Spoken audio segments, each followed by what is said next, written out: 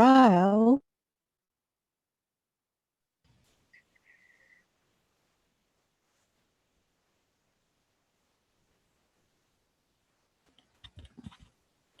Bom dia, bom dia. Todo mundo está me ouvindo aí? Fala, Thiago.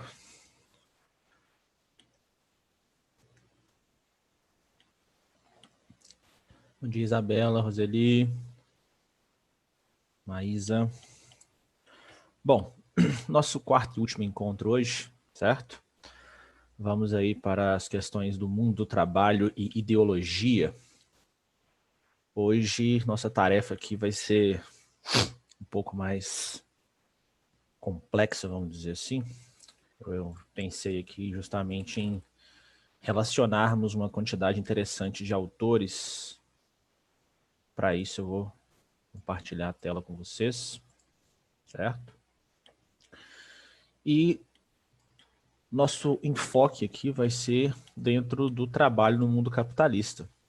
Então eu optei por selecionar o nosso pai do capitalismo aqui, né? O Adam Smith. E dali, né, começarmos a nossa discussão.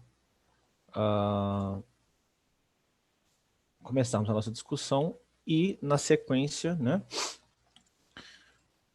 contemplarmos os demais autores aí clássicos sobre esse assunto e outros não tão clássicos, mas né, também fundamentais para o Enem. Então eu estou me baseando aqui na obra, né, clássica do liberalismo, A Riqueza das Nações. Certo? Deixa eu fazer um negócio aqui.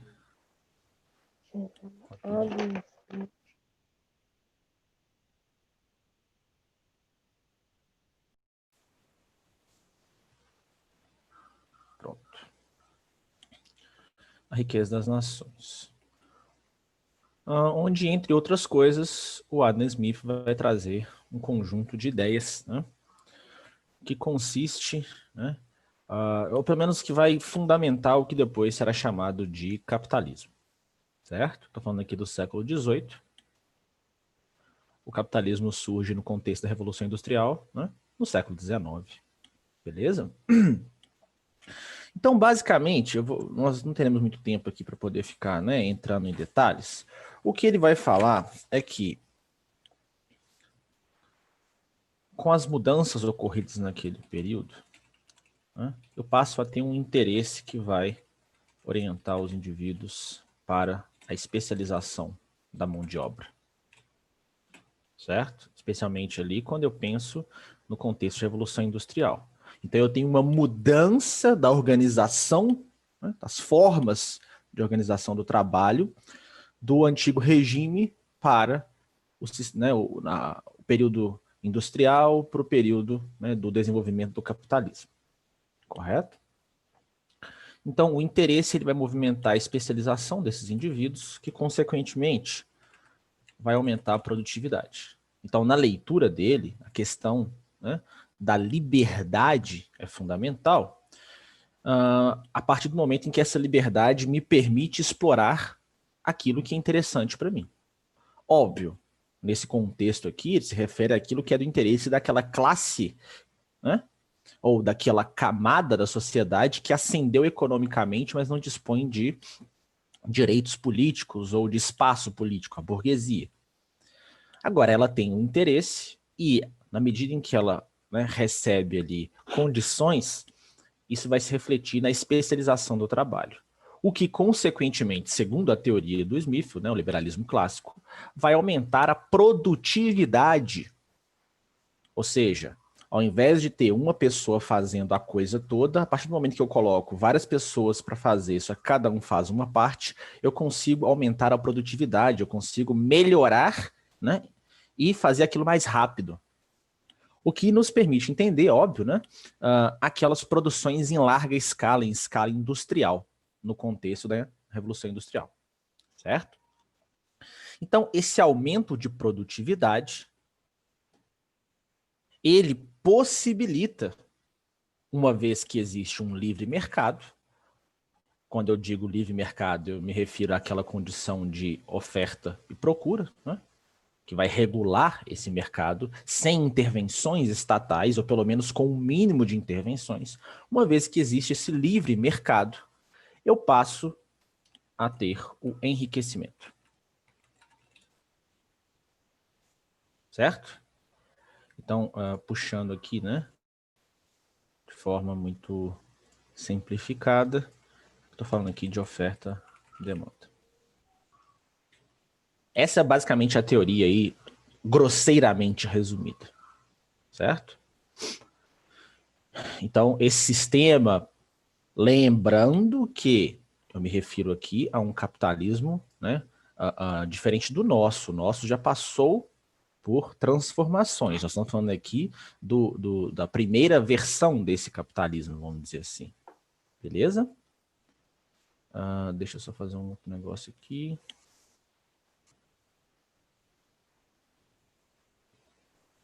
Ok, beleza.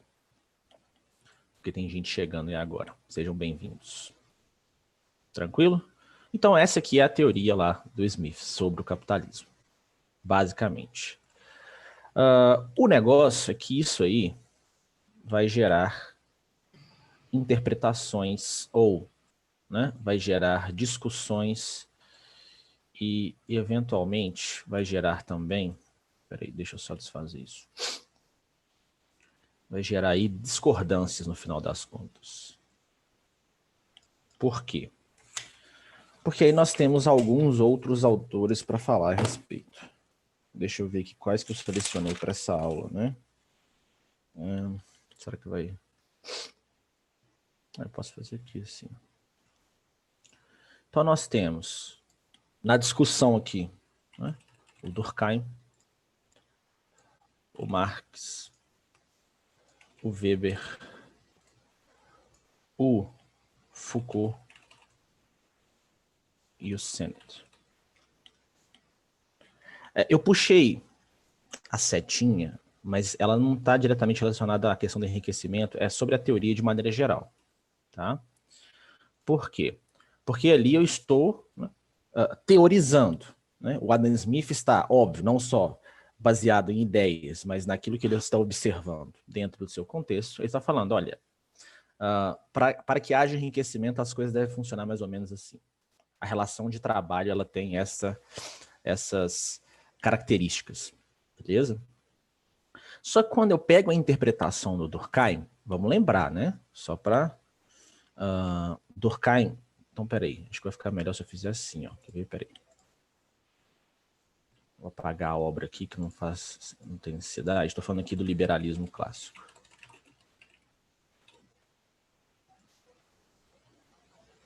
Certo? Quando eu pego a obra do Durkheim, que é uma obra de natureza positivista, né? Então, vou colocar aqui o positivismo. Não é o do Comte, né? Lembro disso, mas é o positivismo durkheimiano.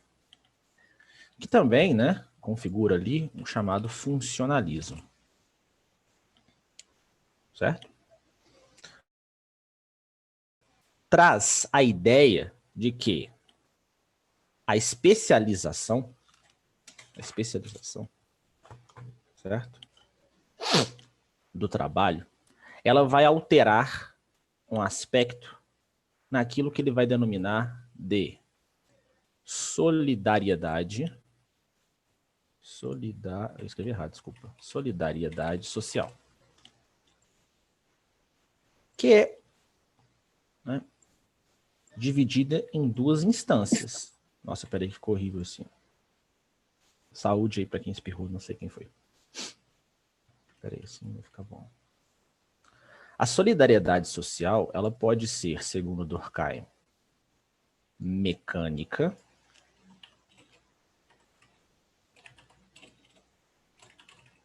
ou orgânica.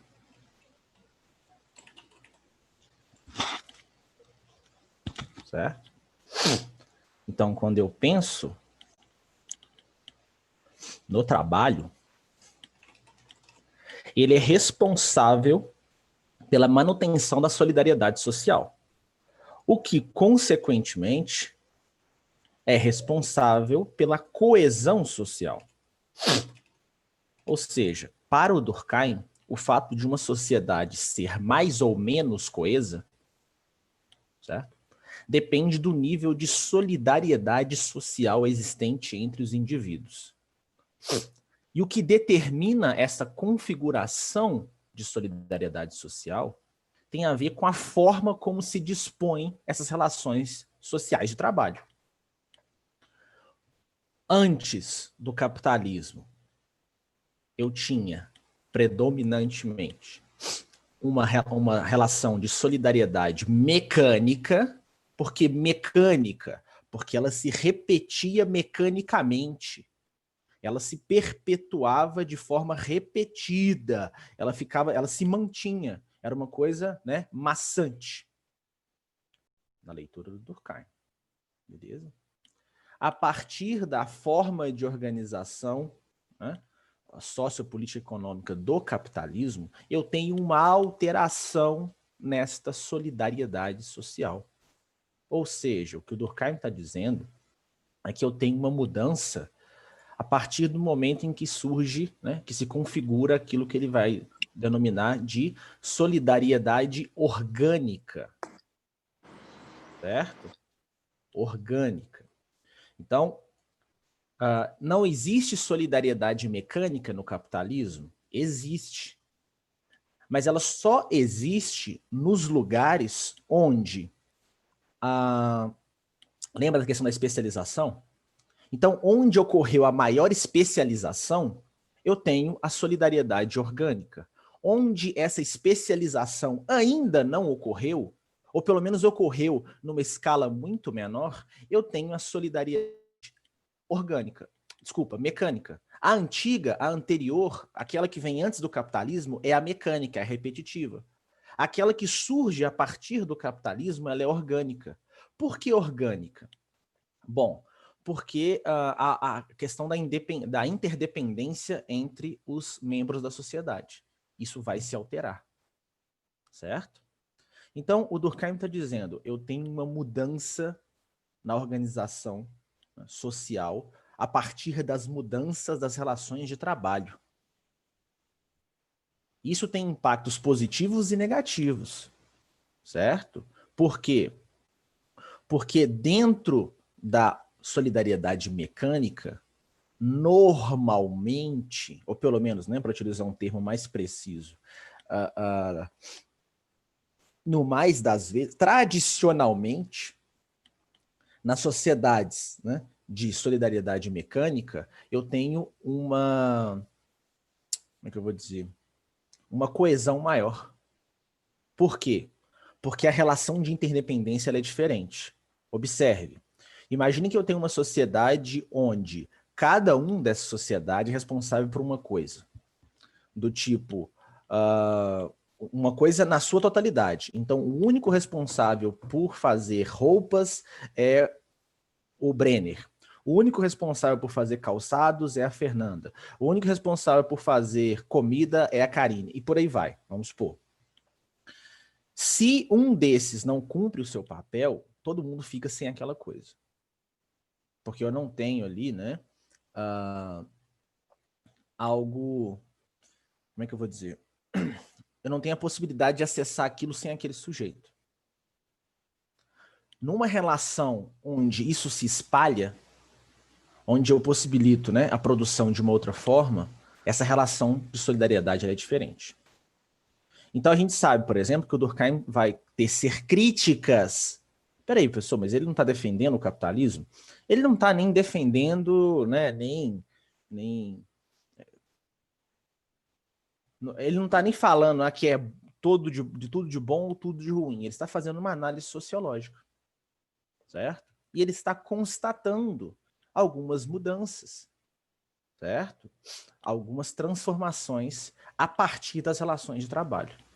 Então, para ele, o trabalho é algo, por si, dentro do sistema capitalista, algo que simplesmente ocorre ali, né, e transforma aquela sociedade.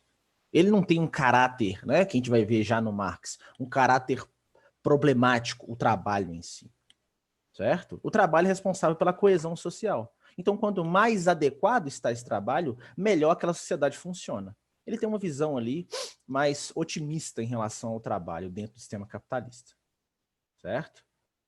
Isso é o Durkheim. Isso é o Durkheim. Quando eu volto para o Marx, por exemplo, é mundo do trabalho e ideologia. Opa, desculpa. Assunto da aula de hoje, né, da revisão de hoje.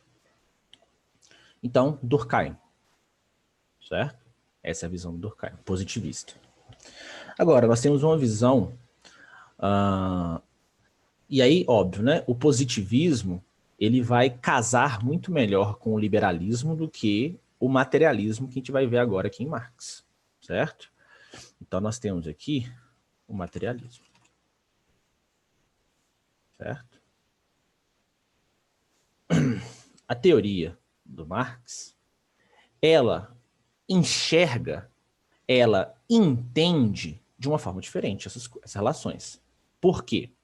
Porque o Marx entende que o trabalho é o modo pelo qual os sujeitos transformam a realidade.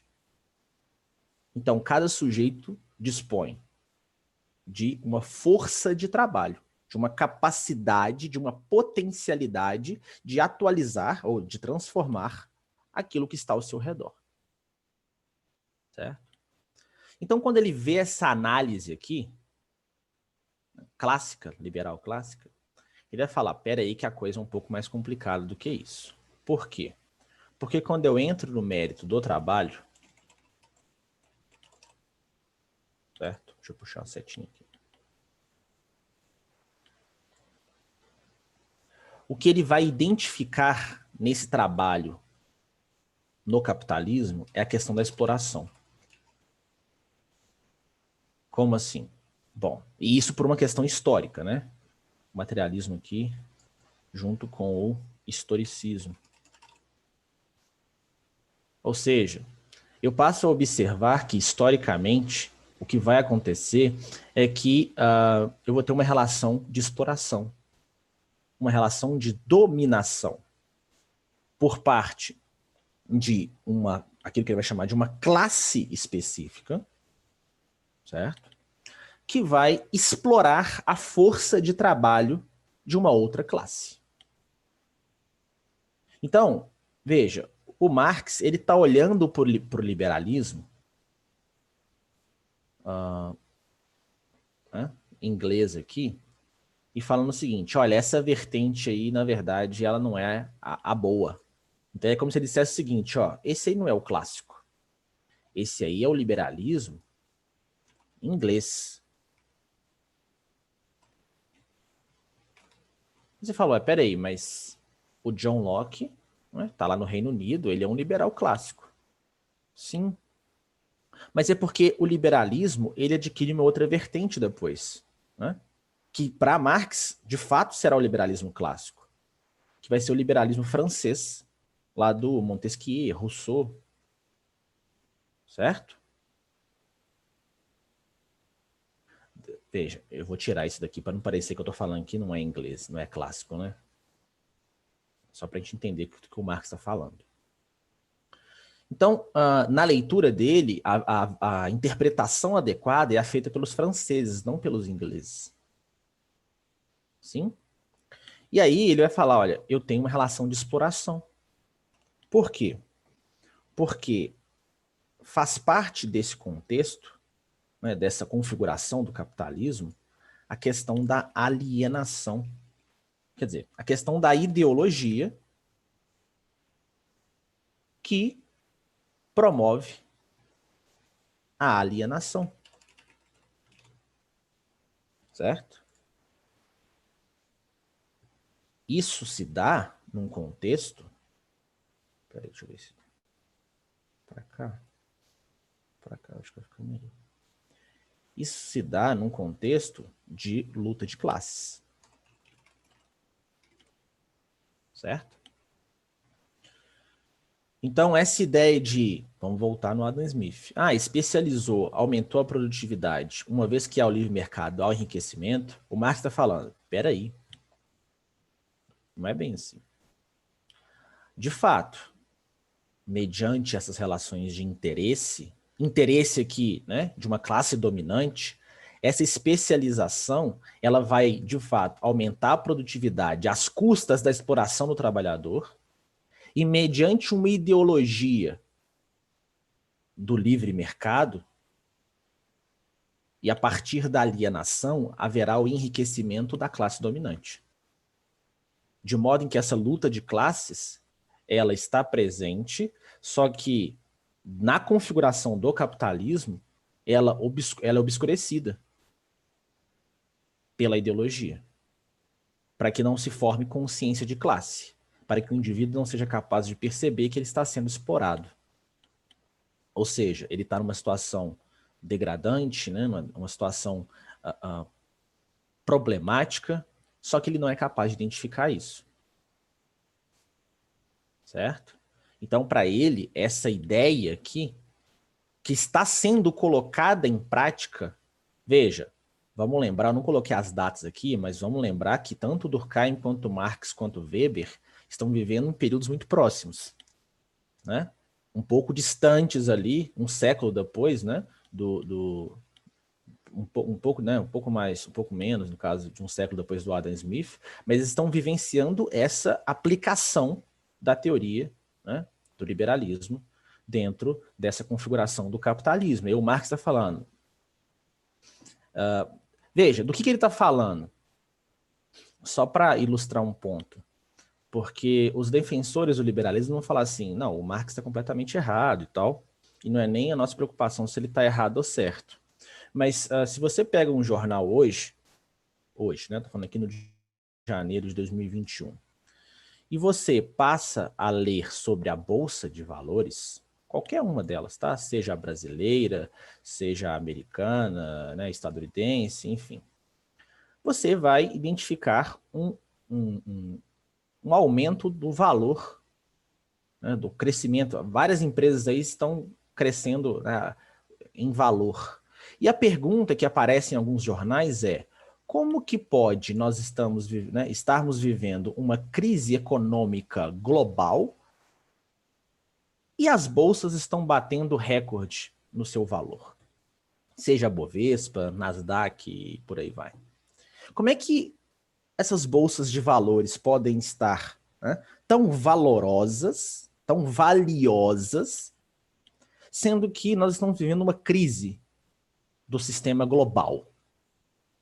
É porque para o Marx é justamente esse o ponto.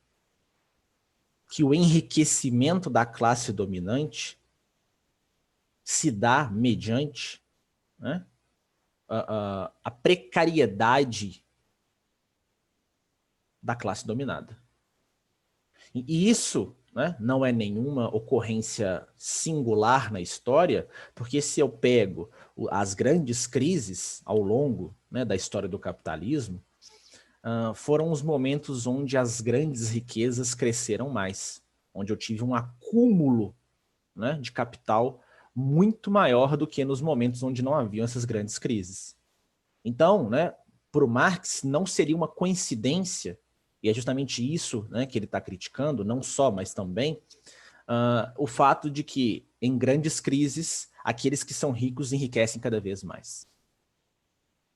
Porque essas crises vão alimentar, né, a exploração do capital. Luiz falou aqui, Marx já chega assim no proletariado. Justamente, né, a questão que ele vai defender essa classe dominada.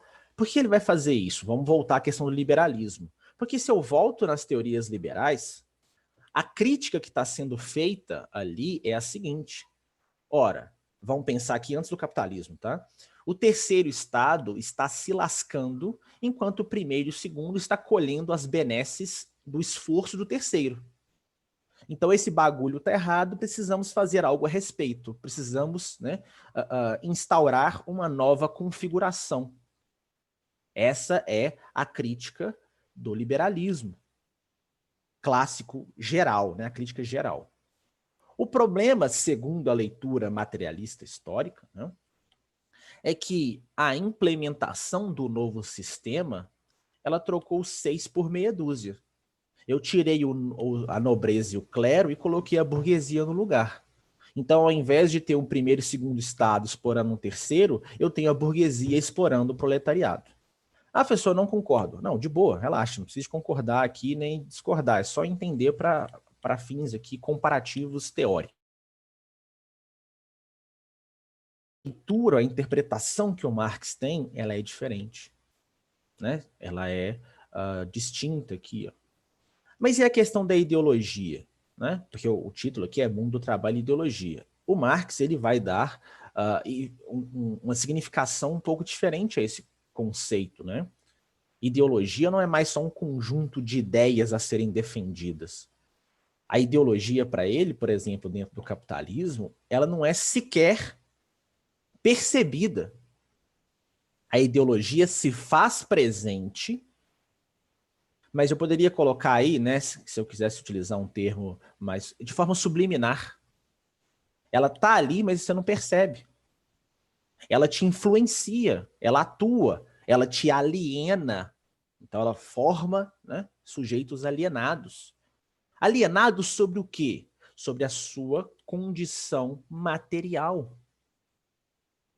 O que acontece nessa condição material? Uma relação de exploração, na leitura do Marx, na teoria do Marx. Então, o que ele está dizendo? Que nesse contexto, o sujeito ele é explorado, mas ele não se vê como explorado. Por quê? Porque aqueles que estão explorando, né, deram um jeito de fazer com que essa exploração parecesse ser algo benéfico para todos. E que, óbvio, né, não constitui, no final das contas, uma exploração, é só uma relação saudável, né, e própria do capitalismo. Então, quando eu volto na questão da liberdade, veja, o Adam Smith está falando, a liberdade é fundamental. O Marx, quando retoma esse ponto, está dizendo, de fato, a liberdade é fundamental. O ponto é que ela não está sendo respeitada ou simplesmente ela não está sendo mantida ou preservada, não há espaço para que isso se desenvolva ou seja garantido dentro desse sistema. O sujeito não possui a liberdade que ele acha que ele tem. E aí, voltamos ao Smith. Ué, peraí, mas se eu tenho o livre mercado, diante das oportunidades, eu posso enriquecer. O que o Marx está denunciando é que esse é um discurso vazio, que na prática não se verifica, ele funciona na teoria, porque, historicamente, os mesmos continuam enriquecendo, aqueles que já tinham, né, os mesmos privilegiados continuam sendo, né, privilegiados, e aqueles que historicamente são desprivilegiados, né, continuam desprivilegiados. Certo? Essa é a teoria dele. Essa é a teoria dele. Então, essa ideologia, ela atua, né, destituindo o sujeito da possibilidade de formação de consciência de classe. Ou seja, o proletário sequer tem noção de que é proletário. O proletário acha que é burguesia. Vamos pegar uma discussão aí. Foi a pauta, uma das pautas da Câmara dos Deputados, falando do Brasil, né? Sobre a taxação de... Câmara dos Deputados, não, o Congresso de maneira geral, né? Taxação de grandes fortunas. Taxação de grandes fortunas. E aí foi debatido lá e tal, não sei o quê. Frequentemente isso aparece lá, né? Porque está sendo debatido em outros locais do mundo, como, por exemplo, a Argentina. Aí é muito comum você ver pessoas que, sei lá, a pessoa é concursada, ela recebe um salário de 10 mil reais, 15 mil reais, o que é um excelente salário, né? Mas a pessoa vira e fala, não, eu sou contra a taxação de grandes fortunas porque eu já pago impostos demais. Essa frase, ela reflete justamente, dentro da interpretação aqui do Marx, a questão da alienação. O sujeito que tem um bom salário, no caso, né, de 10, 15 mil reais, ele acha que ele é um burguês. Ele acha que ele é um detentor dos meios de produção. Ele acha que aquilo que ele tem é uma grande fortuna. Ele não tem ideia do que seja uma fortuna. Por quê? Porque ele foi alienado. Certo? Então, a questão do trabalho se configura de maneira muito distinta na interpretação do Marx. Certo? E aí, né, nós sabemos que essa luta de classes aqui, ela esteve sempre presente e ela sempre estará enquanto houverem classes. Certo? Então, isso só vai deixar de ocorrer, essa relação de exploração, a partir do momento que eu tiver uma sociedade sem classes.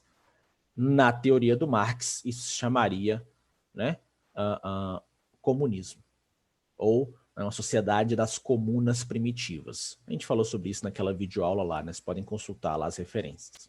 Beleza? Então nós temos aqui uma visão oposta entre Marx, né, e Durkheim, ou Marx e Adam Smith, sobre as relações do trabalho. Quando eu vou para o Weber, né, para a sociologia compreensiva aqui do Weber, onde ele vai buscar conciliar as teorias anteriores, seja, né, o historicismo marxista, seja o funcionalismo durkheimiano, né, no que diz respeito às relações de trabalho, puxa a setinha para cá, o Weber já tem uma visão, né,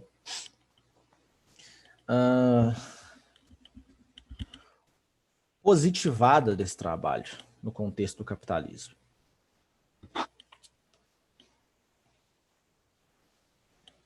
Certo? O que isso quer dizer? Vou puxar a setinha para cá.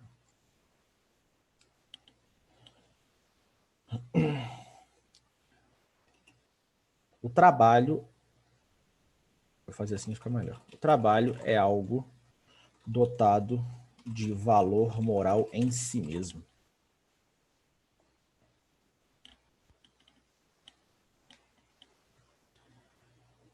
Certo? Então, o que ele vai observar? Que o desenvolvimento desse sistema capitalista, ele não está atrelado, pelo menos fundamentalmente, a questões econômicas. Pelo menos não nas suas bases. Por quê? Porque, vamos lembrar, o Weber entende que, a sua teoria das ações sociais, que o mundo, a sociedade, ela é o resultado das ações dos indivíduos que estão nela, né? Das ações sociais. E as ações sociais, lembra aquela ação afetiva, ação tradicional, ação racional e tal? As ações sociais, elas se dão, né, elas ocorrem mediante o entendimento que os indivíduos têm sobre aquelas coisas.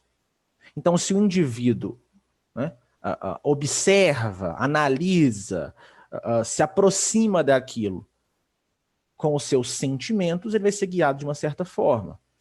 Se ele simplesmente está seguindo uma tradição, agora, se ele busca orientar-se racionalmente, a sua ação vai ser completamente outra.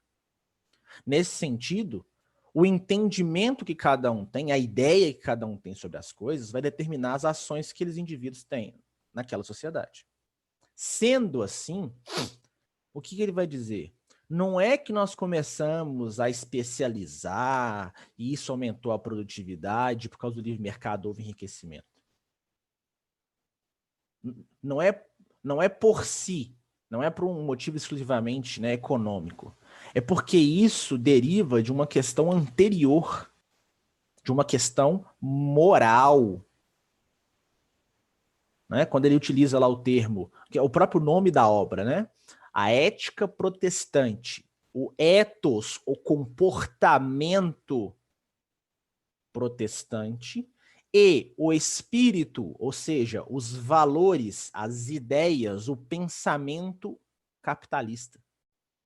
Então, para ele, Weber, o capitalismo é um resultado das ações sociais que foram transformadas pela mentalidade protestante. O que tem nessa mentalidade protestante que, inclusive, depois torna-se algo próprio do capitalismo e não mais do protestantismo? Ou seja, a coisa começa vinculada à religião e depois desvincula-se dessa a partir do momento que adquire um caráter social neutro. A relação no protestantismo do indivíduo com o trabalho. Então, o Weber está dizendo, olha, as pessoas começaram a alterar a sua perspectiva de trabalho em função da sua ideia de moralidade no que diz respeito ao trabalho. Quando eu passo a acreditar, então, que eu preciso fazer algo para que Deus possa me ajudar, então o trabalho está vinculado à salvação, o trabalho adquire um valor em si mesmo, dentro do protestantismo. E esse valor será, então, assimilado, apropriado dentro de um dado contexto marcado pelos ideais liberais, né? E aí se configura posteriormente no capitalismo. Então, se o Smith está falando no século XVIII sobre isso aqui, o Weber está dizendo o rolê é anterior ao século XVIII, ao século XVII, o rolê remete ao XVI. Se pá, no final do XV.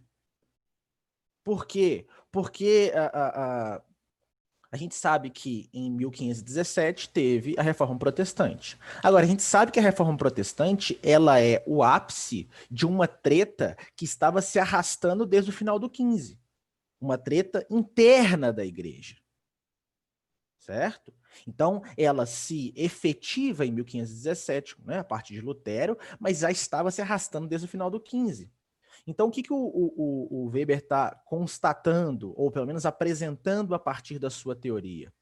Que eu tenho uma mudança de perspectiva, né? Eu tenho um questionamento sobre a moralidade das coisas lá do final do XV, que vai ser levado para o XVI e, né, vai apresentar ali aquela grande cisão da igreja, que vai justamente mudar drasticamente a forma como os indivíduos pensam a partir desse novo viés, que vai determinar suas ações ao longo do 17, ao ponto de que no 18 derrubam o antigo regime, porque o antigo regime já não se sustenta mais mediante essa nova moralidade, essa nova mentalidade. Então surge no 19 um novo sistema, que é um reflexo daquilo que já está acontecendo lá no 18 de maneira explícita, a partir dessa moralidade protestante.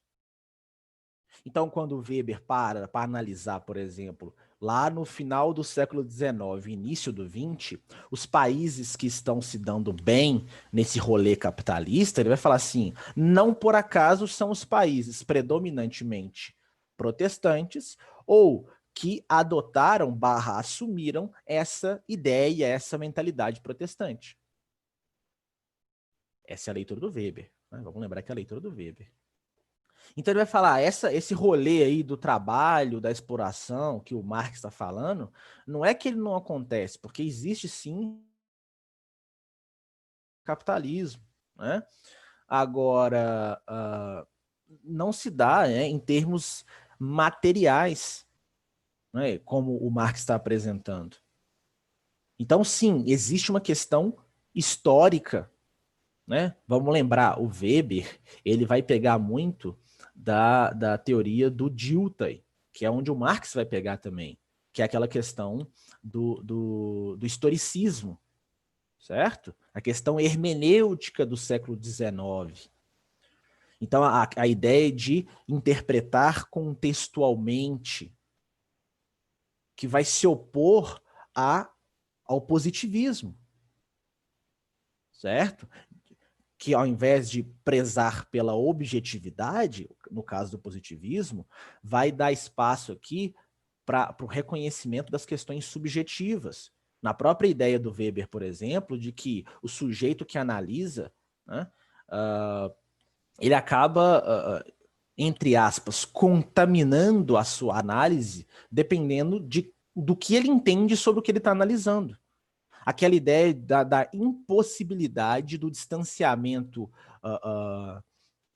rigoroso entre sujeito e objeto de análise.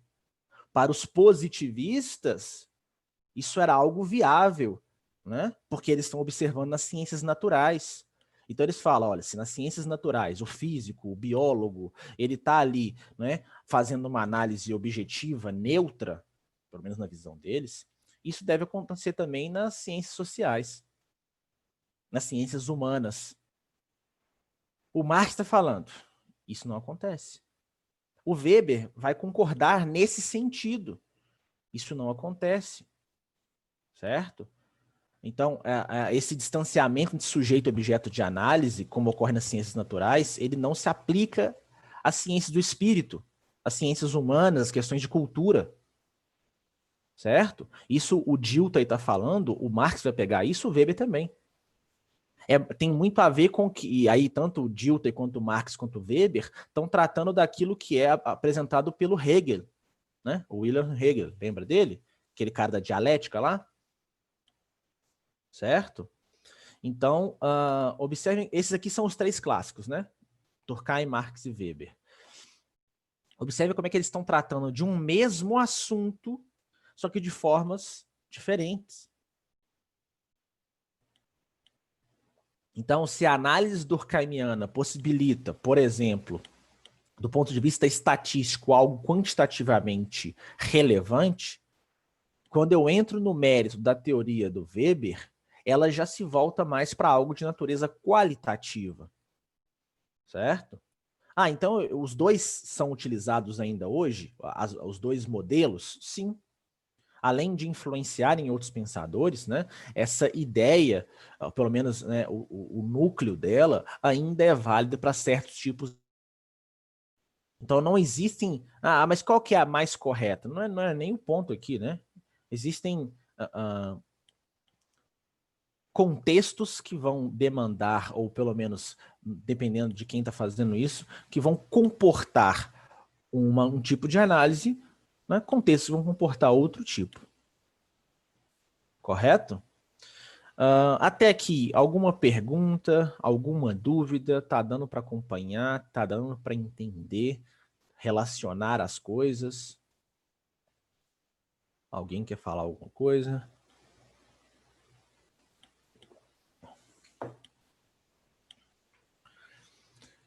Bom, então quando eu pego a prova do Enem, lá no domingo, né? E aí o professor falou sobre mundo do trabalho, e eu lembro que ele falou que mundo do trabalho é um dos tópicos que mais caem na prova, né? Vou voltar isso que eu falei na primeira aula, vou voltar isso aqui na última aula agora, só porque é interessante para a gente aqui, né? Vamos lá. Ó. Então, se eu pego aqui na filosofia, aqui é só a título de curiosidade, tá? Não precisa ficar preocupado com isso aqui, não. Nos últimos 10 anos, eu tive aproximadamente 25 questões sobre ética, certo? 17 sobre teoria do conhecimento. Peraí.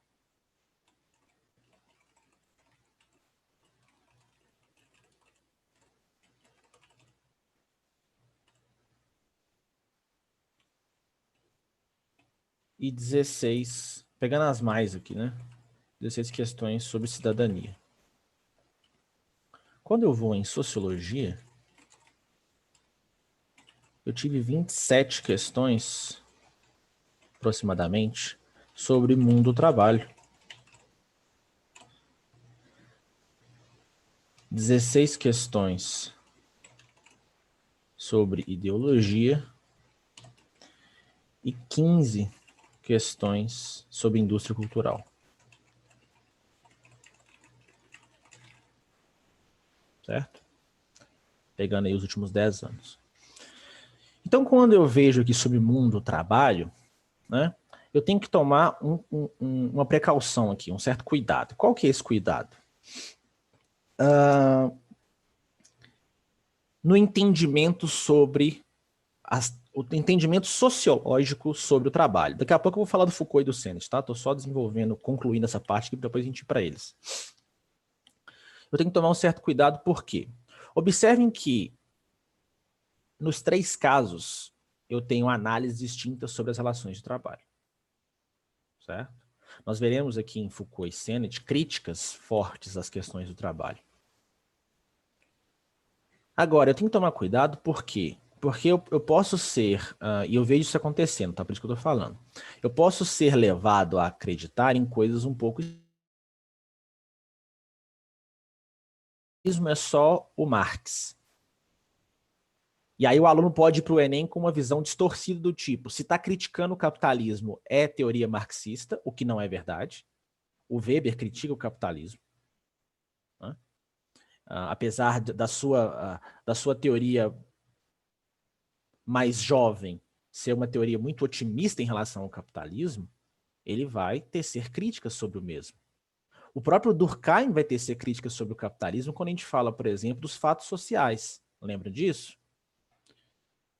Então, eu não posso romantizar a coisa. Os sociólogos, de maneira geral, eles estão ali fazendo análise da sociedade e identificando problemas. Se eu penso no século XIX, as relações de trabalho no período industrial, a gente sabe que elas eram, no mínimo, caóticas, né? Precárias. Então, é perfeitamente plausível que eu tivesse críticas a isso, quando eu penso nesses 3 aqui. Não que isso não ocorra depois. Então, quando eu pego a prova e vejo lá uma crítica à relação de trabalho no sistema capitalista, isso não quer dizer que, esse sujeito está falando que o capitalismo é ruim, ou que o capitalismo tem que ser substituído, ou que o capitalismo tem que ser eliminado, ou que o capitalismo... Toma cuidado. Às vezes é porque ele identifica um problema e ele eventualmente propõe uma solução para aquilo, ou um outro modo de fazer aquilo que não seja tão problemático, certo? Então,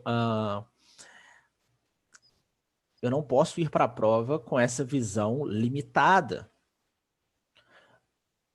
Quando eu falo de mundo do trabalho aqui, eu posso aplicar o mesmo para questões de tecnologia. Veja, é muito comum na prova do Enem questões de sociologia que vão colocar em xeque redes sociais, relacionamentos virtuais, enfim, né? A própria questão do trabalho com a tecnologia, o Sennett vai falar muito sobre isso, a gente vai falar, né, vai entrar nisso daqui a pouco. Como assim?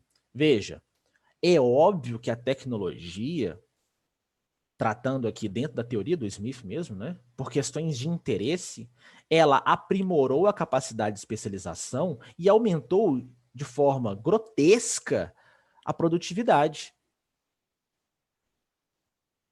O que propiciou para muitos o enriquecimento. Beleza.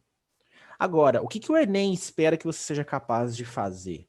De perceber as coisas sobre perspectivas diferentes. Ou seja, quando eu trato de tecnologia, por exemplo, existem questões altamente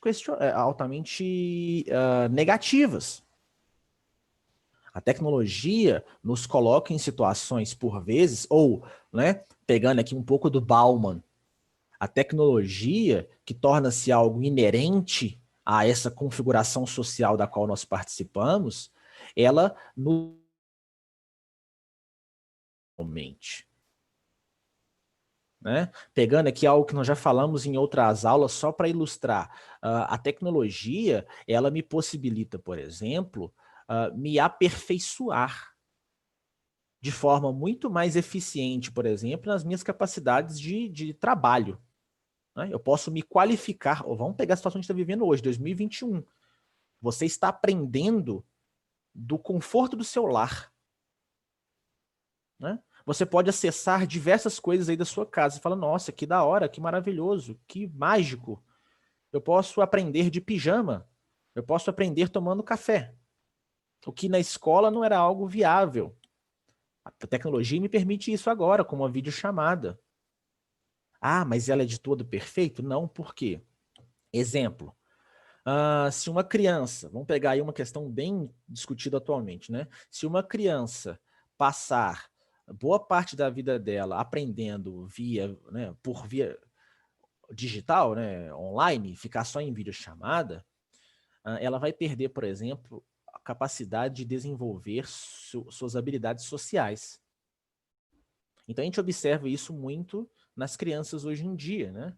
Elas têm problemas de sociabilidade, elas não sabem como se comportar quando, né, estão lá, vamos dizer assim, presencialmente com as demais. Então, né, agora em 2021, se tudo der certo, as aulas presenciais voltarão. É muito provável, né, eu que trabalho em escola, vamos observar problemas de comportamento maiores do que nós tínhamos nos anos anteriores. Por quê? Porque a capacidade de interação social, né, fisicamente falando ali, ó, ao vivo, ela é diferente de aprender, porque aqui eu posso mutar você, aqui eu posso te quicar da sala.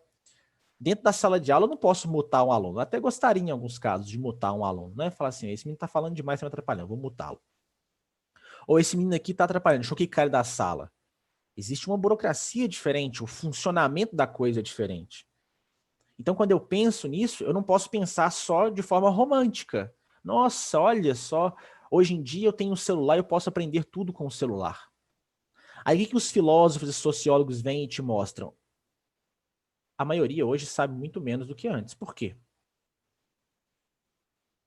É porque a gente não está utilizando aquilo para aprender nada. Aquilo tem a possibilidade de ser um instrumento de, né, aquisição de conhecimento, mas eu estou utilizando para ver meme, e é isso. Percebe? Então, o Enem, né? Vamos pegar uma outra coisa aqui que eu falo todos os anos, vou aproveitar essa aula aqui para falar de novo. Esse cara aqui, ó, André Damer. Na verdade, eu nem sei se eu escrevi o nome dele certo. Acho que eu escrevi errado. Acho que é isso mesmo. O Enem gosta desse cara. O Enem coloca as tirinhas desse cara. Se você jogar no Google, você vai achar coisa bem, você vai achar coisa dele no Enem, tá? Esse cara é formado em ciências sociais. Esse cara, ele faz críticas, né? As suas tirinhas geralmente são tirinhas com conteúdo crítico, social. E é muito comum aparecer ele no Enem criticando questões de tecnologia. Como assim? Ele é contra a tecnologia? Não, aí que tá. A gente não pode pensar sempre de forma, né, dicotômica, assim, de ou é uma coisa ou é outra. Então, se ele critica é porque ele é contra a tecnologia. Não, não é isso. Mas ela nos coloca em situações, né, problemáticas eventualmente. E o Enem, né, vai te colocar lá para pensar sobre isso. Olha, uma pessoa que está conversando somente via internet, ela, como é que funciona aí a relação dela com os demais? Como é que funciona, né, a sociabilidade dela? Ela vai ser prejudicada de alguma maneira, em alguma medida? Como é que isso funciona? Como é que isso ocorre? Esse é o tipo de coisa que aparece na prova do Enem. Correto? Então, quando eu coloco aqui, né, mundo, trabalho e ideologia, eu tenho que pensar isso criticamente. E pensar criticamente, de novo, não é simplesmente estou falando mal, eu tenho que pensar negativamente. Crítica, né? Criticar vem de crises. Ah, mas é crise, então está em crise. Estar em crise é algo estar fragmentado. Criticar algo é pensar aquilo de forma, né, separada, analisar aquilo. Pensamento crítico não é pensamento negativo, ainda que, né, do ponto de vista do senso comum, do uso, né, corriqueiro da linguagem, quando alguém fala assim, fulano criticou o trabalho, normalmente, no mais das vezes, isso quer dizer que fulano falou mal daquilo. Mas, no sentido, né, mais preciso do termo, criticar diz respeito a ser capaz de analisar aquilo de maneira, né, racional. Então, um pensamento crítico racional, né, um pensamento capaz de analisar as nuances, analisar, né, os lados, seja os lado bom, o lado ruim, a coisa que é neutra, enfim. Certo? Voltando aqui então, né, para essa questão. Deixa eu colocar isso aqui de lado, beleza. Quando eu venho aqui então num sujeito como Foucault, né, quando eu venho num sujeito como Foucault, Veja, primeira coisa aqui para deixar claro, né? O Foucault, ele tem influência do marxismo, tá? Ele tem influência do marxismo. Porém, ele tem uma visão um pouco diferente do marxismo, tá? Por quê? Quando o Foucault entra no mérito das questões do trabalho, ele vai observar que a coisa, na verdade, ela seria diferente daquilo que o Marx está falando. Então, ele vem por um viés materialista histórico, tá? Mas ele tem uma visão diferente. Por quê? O Foucault vai começar com uma preocupação psiquiátrica na história da loucura. Pessoal, você está falando de psiquiatria, o que isso tem a ver com o trabalho? Relaxa que você vai entender. O Foucault vai trazer a ideia de que uma ideia que a gente estava discutindo agora há pouco, que não só as ciências humanas, né, do espírito ali, as humanas, elas não comportam essa análise objetiva, no sentido de que nenhuma ciência humana é neutra, como... Peraí que o Barroso mandou uma imagem aqui, deixa eu abrir aqui, peraí. Peraí. Como é que eu salvei a imagem? Aí, ó, uma tirinha do Dahmer. Quando eu tinha 20 anos, o YouTube me convenceu de que a Terra era plana. Aí, perfeitamente plausível de cair na prova uma tirinha dessa, tá? As que eu mais vi caindo foram as da época que ele fazia Os Malvados, tá? Do Dahmer, Os Malvados. Mas ele é um sujeito ali de tirinhas, né, de crítica. Beleza? Mas voltando aqui então. Estava falando um negócio do Foucault. O Foucault está dizendo, não só as ciências do espírito ou as ciências humanas, elas não são neutras, que era um pressuposto que se buscava, por exemplo, ou se entendia na teoria do Durkheim, como mesmo as ciências naturais também não são. Então, olha como é que a coisa vai chegar num outro patamar. O que o Foucault está dizendo? E aí, eu sei que, né, talvez fique difícil de assimilar isso no primeiro momento, ele está dizendo o seguinte, nem a medicina é objetivamente neutra. Como assim? Quando ele para fazer uma arqueologia, que é o termo que ele vai utilizar, né, pegando lá do Nietzsche, quando ele para fazer uma arqueologia do conceito da loucura, ele passa a perceber que, em diversos momentos da história da humanidade, o que se considerava louco era um tipo de sujeito diferente. E não só isso. Não só que os critérios mudaram, porque você poderia falar assim, ué, mas aí eles foram aprimorando e hoje em dia eu consigo definir isso de maneira melhor. Não, está dizendo o seguinte, o valor atribuído àquilo era outro. Então, se eu pego no período medieval ou no período renascentista, né, acho que mais ainda renascentista, o louco é uma figura mística que é bem vista na sociedade. Eu posso até considerar ele louco para falar assim, olha, ele conversou com Deus, é por isso que ele fala estranho assim, porque ele teve um contato, né, transcendente e tal, divino. Ele começa a perceber que no capitalismo, agora já aqui de maneira mais precisa, eu chamo de louco aquele sujeito. Você fala, peraí, como assim? Quem é o louco? Porque cria-se uma ideia, né, de que o louco é perigoso, de que o louco é problemático, de que ele deve ser contido, de que ele deve ser, né, tranquilizado. Agora, se eu pego o início dessa conversa, lá do 18 para o 19, né, morador de rua era levado para sanatório porque era louco, porque não queria morar numa casa, queria morar na rua. Pessoas com ideias, pessoas com tendências homoafetivas, ainda no início do século XX, eram levadas para sanatórios para fazer tratamento, lobotomia, tratamento de choque, enfim. Né? Por quê? Eu falava, esse jeito não é normal. Você fala assim, peraí, mas e o trabalho aí? E aí, veja, o que ele está dizendo é que essas pessoas, elas não se adequam, ou pelo menos elas não se encaixam, num primeiro momento, nessa configuração das relações do trabalho previstas dentro da sociedade. Então, eu não tô dizendo, olha, esse cara aqui... qual que é o problema de você escolher não trabalhar? Por si, socialmente falando. Ah, mas esse cara vai...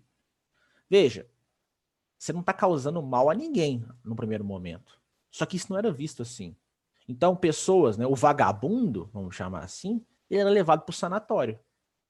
E aí, quando ele era, veja, tratado e curado, né, ele tornava-se uma pessoa muito tranquila. Ah, ele passava a trabalhar depois disso? Não. Mas ele não incomodava mais ninguém. Tanto que depois eu vou ter uma luta antimanicomial, porque justamente se reconhece que esses locais, né, quando eu tiro o direito da convivência social e tal, eles não são, né, eles não favorecem nada no final das contas. Isso torna-se algo, né, proibido por lei. Mas o Foucault está dizendo o seguinte, olha, num primeiro momento, eu estou chamando de louco o cara que não quer trabalhar. E cria-se um valor social sobre a questão do trabalho, ao ponto de que pessoas que trabalham se consideram pessoas boas pelo simples fato de trabalhar. Do tipo, sou trabalhador. E isso já carrega um valor intrínseco socialmente. Né? A pessoa quer se defender. Não, morreu fulano. Nossa, mas ele era de família, trabalhador. Como se isso quisesse dizer alguma coisa. E o contrário disso também, né? Não, fulano, aconteceu isso com ele. Ah, mas também era um vagabundo. Veja, vagabundo aqui no sentido de que não trabalha. Ou não gostava de trabalhar. E aí quando acontece algo com uma pessoa desse tipo, você meio que justifica assim, né? Mas também era um vagabundo. A pessoa está trabalhando, sofreu um acidente. Nossa, que absurdo. Né? Estava trabalhando, olha só. É como se eu estivesse dizendo, estava cumprindo a sua obrigação. Estava fazendo a coisa certa, trabalhar. Mas se alguém vira e fala assim, fulano estava fazendo greve ou protestando contra o sei lá o quê, e aí foi espancado pela polícia. Fala, mas também, né? Não quer trabalhar. Vagabundo. Se tivesse trabalhando, não teria acontecido isso. Ou, né? Um viés ali um pouco mais tradicional, né? Se tivesse rezando, né, não estava rezando. Se estivesse na igreja, não estaria tomando espanco de policial. Estava lá na rua reivindicando direito. Olha que absurdo. Defendendo, lutando por não sei o que. Ah, lutando. Tem que trabalhar, isso é coisa de vagabundo. Veja, vai se criando um valor intrínseco ao trabalho. Valor esse que o Weber estava falando ali a respeito, né? Só que o Foucault está dizendo o seguinte, esse valor, ele não é criado por acaso. Então ele vai misturar a teoria aqui, ele vai falar, esse valor é criado por uma questão ideológica. Então olha como é que o Foucault está trazendo o Marx para dentro do Weber e o Weber para dentro do Marx. Está falando o seguinte, olha, essa ideologia burguesa, ela não vem da burguesia no sentido estrito do termo. Porque quem te convence que o trabalho é algo fundamentalmente bom não é o chefe.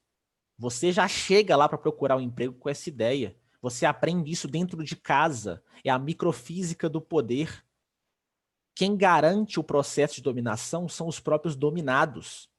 É isso que torna a formação de consciência de classe quase impossível, o Foucault está dizendo. A alienação se torna regra do sistema.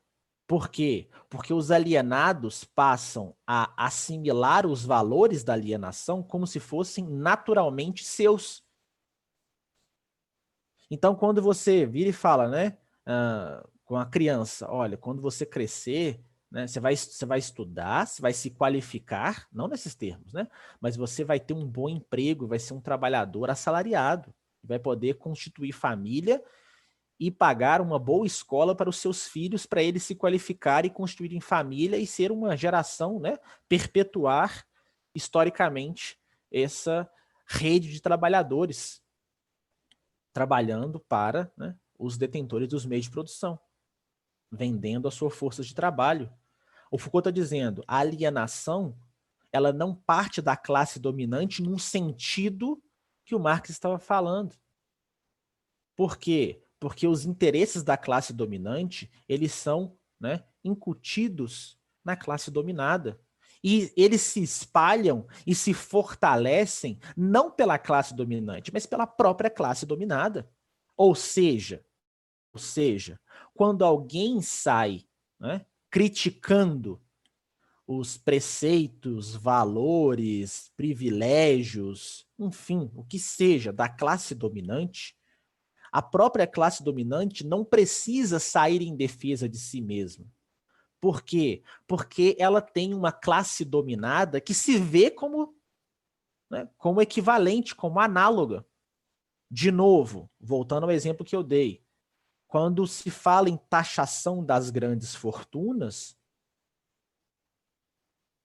dentro dessa teoria, está se falando da taxação dos privilégios econômicos de uma classe dominante. A classe dominante não precisa defender, né, vamos dizer assim, não precisa falar mal disso. Por quê? Porque o próprio proletariado vai fazer isso. Você vai ter o proletariado que acha que é burguês. Então a burguesia não precisa defender os seus interesses mais. O proletariado faz isso por ela. Por que o proletariado faz isso por ela? Porque o proletariado foi, nas palavras do Foucault, adestrado.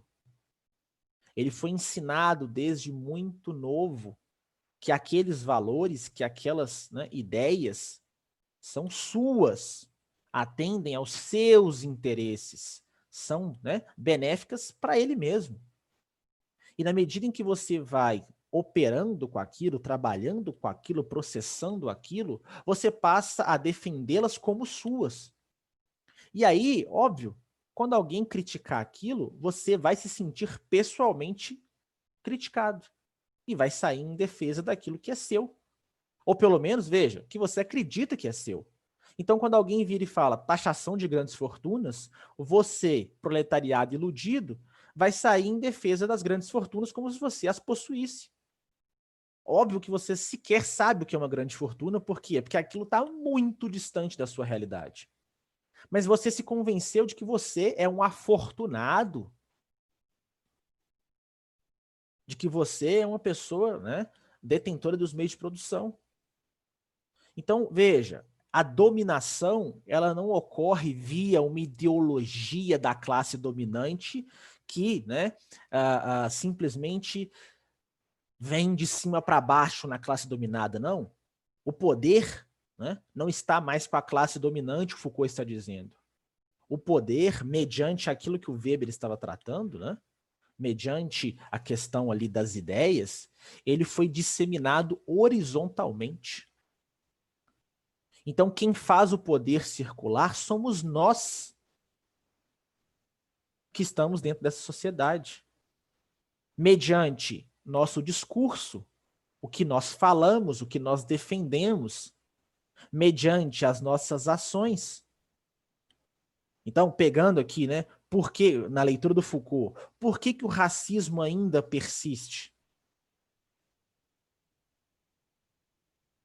A partir das nossas piadas racistas, a partir das nossas ações discriminatórias, do ponto de vista étnico, racial.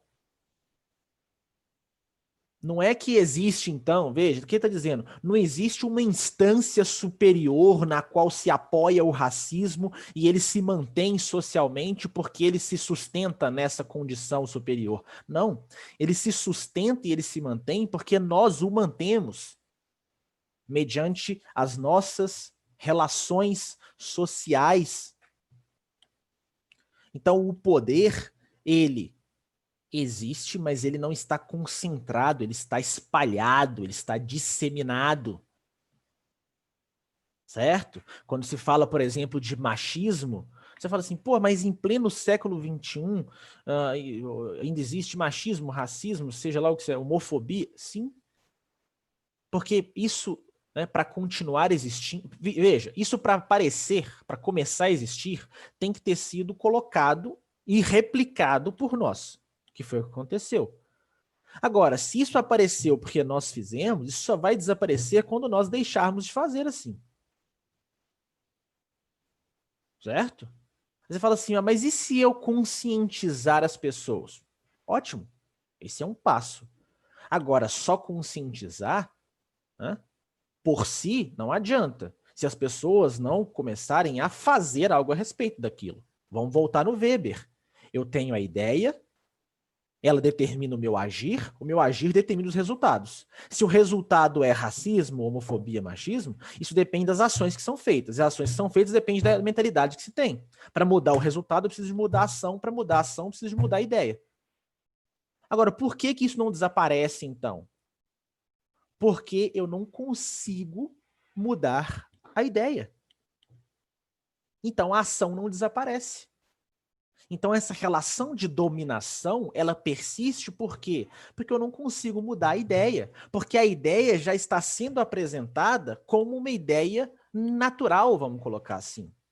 Então, aquele que está no processo de exploração, ele já é explorado, né, desde o início, só que desde o início ele já vê essa exploração como algo simplesmente natural.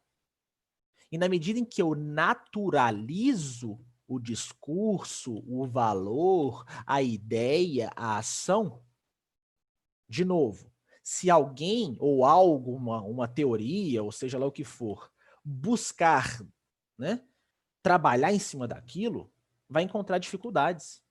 Por quê? Porque vai ouvir coisas do tipo, a gente ouve isso com muita propriedade, né? Ah, mas sempre foi assim. Ah, antigamente era assim.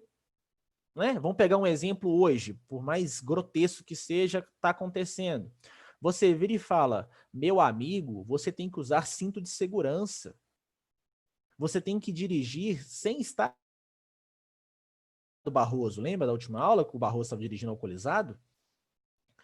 Aí o Barroso vira e fala, mas meu pai dirigia alcoolizado. Barroso, não, longe de mim aqui, né, retratar algo próximo da realidade. Nem conheço seu pai, tô só dando um efeito aqui hipotético, né? Aí você vira e fala, mas meu pai dirigiu a vida inteira alcoolizado e tá aí vivo.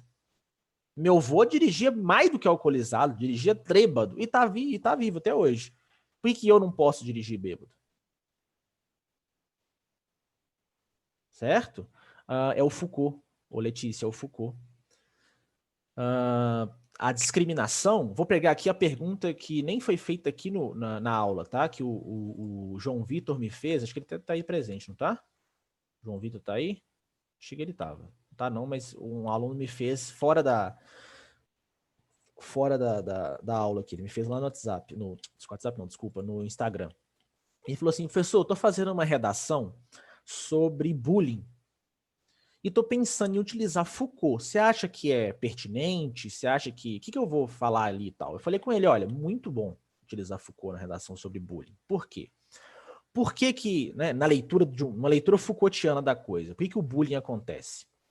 Vamos pegar aí o bullying, por exemplo, em relação à sexualidade, o que é perfeitamente, né, comum dentro da nossa sociedade hoje, ainda hoje. Então, você tem lá o aluno, o indivíduo,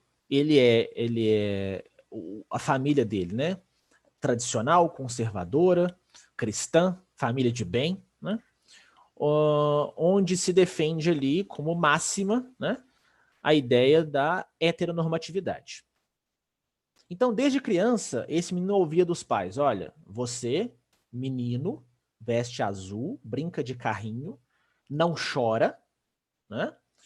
E esse é o homem, o macho. Esse é você. Né? Não pode vestir outra... Você não pode vestir rosa, não pode brincar de pular corda e nem de... Porque é coisa de viado. Coisa de menininha, coisa de marica, coisa de bicha, né? Beleza, esse é o discurso típico. Aí esse sujeito não é o único, né? É algo típico, então isso é muito comum. Você tem vários desses dentro da sala de aula. E aí você tem um sujeito que não é, né, de uma família heteronormativa e que, por um acaso, né, já se entende ali na fase, né, da pré-adolescência, adolescência, como um sujeito que tem inclinações homoafetivas. Então ele sente atrações por pessoas do mesmo sexo.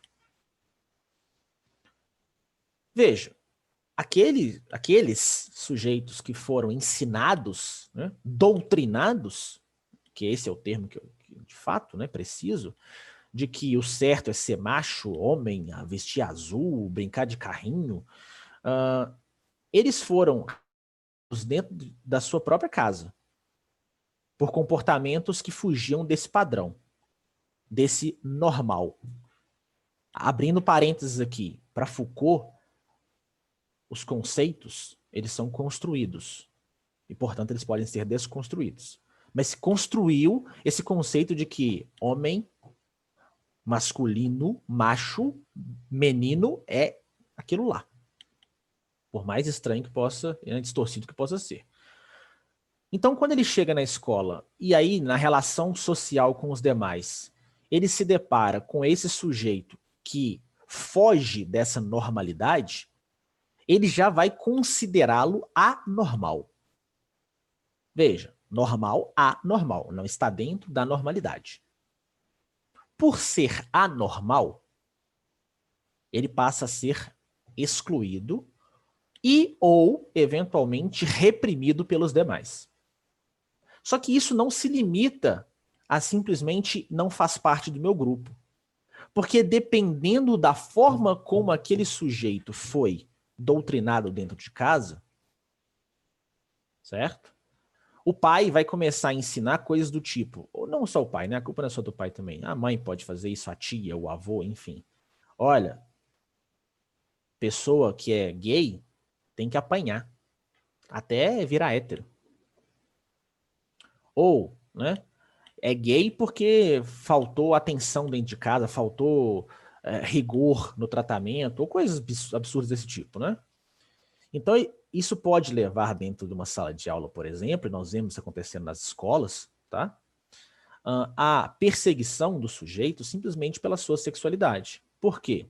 A partir do momento que eu vou internalizando de forma visceral esses padrões de normalidade, o fato do outro sujeito ser anormal, para mim, não é o suficiente só reprimi-lo. Eu preciso de fazer algo a respeito. Por quê? Porque começa um discurso mais forte dentro de casa. Ora, esse sujeito é uma abominação. Esse sujeito é uma doença da sociedade. Então eu me vejo no direito e na obrigação moral de atacá-lo. Por quê? Porque ele é anormal.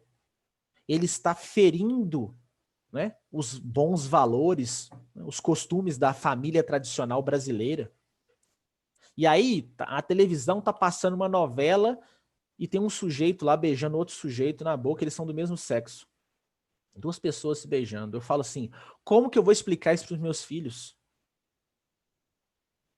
Veja, eu levei o normal, o natural, a um nível tão, né, forte que aquilo que foge do meu entendimento é visto não só como anormal, no sentido de fora do padrão, mas como um problema a ser combatido.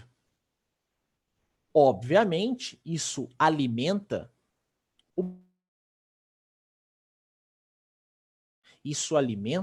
atitudes, né, mais problemáticas, né? Agressões, a homofobia ao nível que nós vemos hoje nos jornais, certo? De pessoas sendo agredidas, seja verbalmente, seja fisicamente, moralmente, enfim, simplesmente pela sua orientação sexual. Agora, né, isso cabe também para questões raciais, isso cabe para questões de gênero, né?